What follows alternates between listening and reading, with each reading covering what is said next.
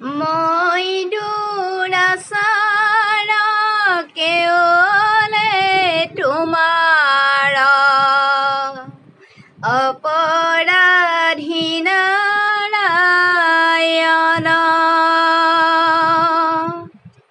ক্ষমিও কহৰিলৈও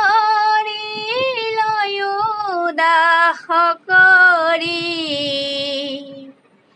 পখিলো সেৱা শৰণ হে প্ৰভু স্বামী তজু পাৱে আমি কেৱলে শৰণ চাওঁ